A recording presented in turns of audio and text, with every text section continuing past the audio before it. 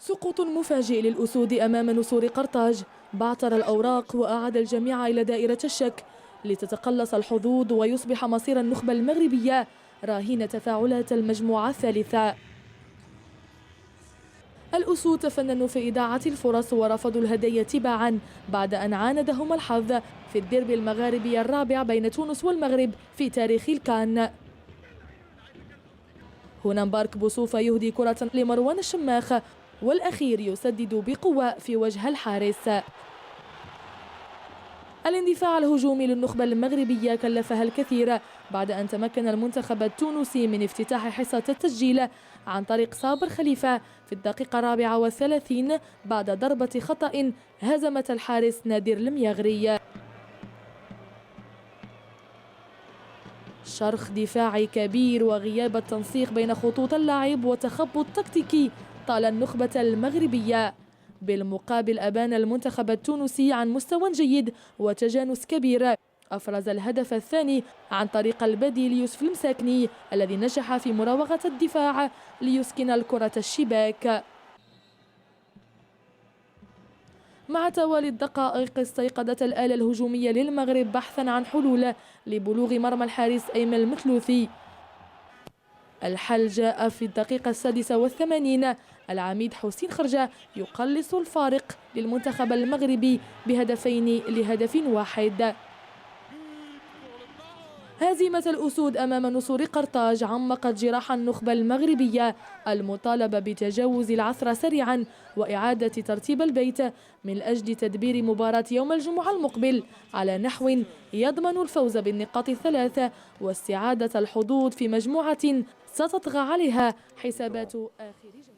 On a essayé de jouer notre jeu à nous, qui est un jeu rapide, de changer d'aile, les uns contre eux sur les côtés.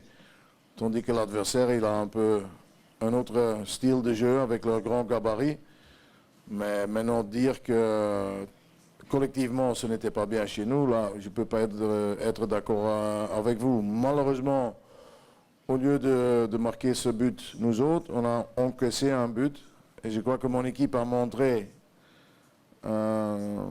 pendant 28 minutes en deuxième mi-temps pourquoi ils se sont qualifiés. Ils ont joué un très très bon football, power play. On a eu nos occasions de but et là, malheureusement pour le moment, il y a quelque chose qui ne va pas tellement bien. Ce que je ne parviens pas à comprendre, que mon équipe, ils ont, je ne vais pas dire perdu la tête, mais le cœur était plus grand que le cerveau. Ils voulaient tellement bien faire qu'on a oublié de garder notre organisation tactique. Et c'est un peu à cause de cela que l'adversaire a pu marquer le deuxième but. Mais d'un autre côté, on s'est battu jusqu'à la dernière seconde.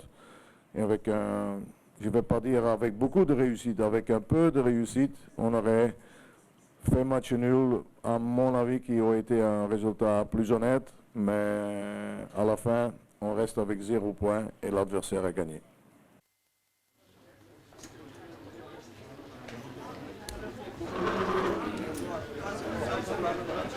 أم أن المنتخب المغربي كان صعب وشرس إلى النهاية؟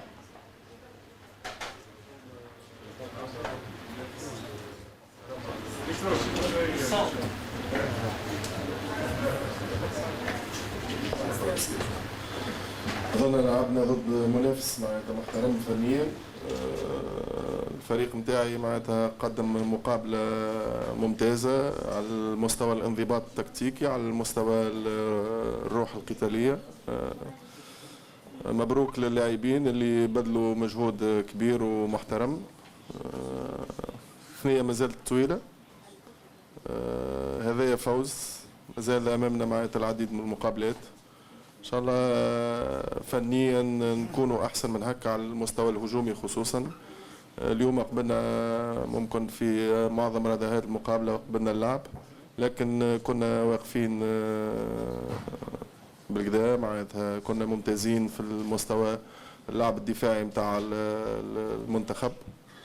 إن شاء الله المقابلات الجاية معناتها نكونوا مستوانا أحسن. هذه انطلاقة، هذه أول مقابلة معناتها في الدورة هذه. إن شاء الله المستوى يزيد يتحسن ويتقدم أكثر في المقابلات الجاية.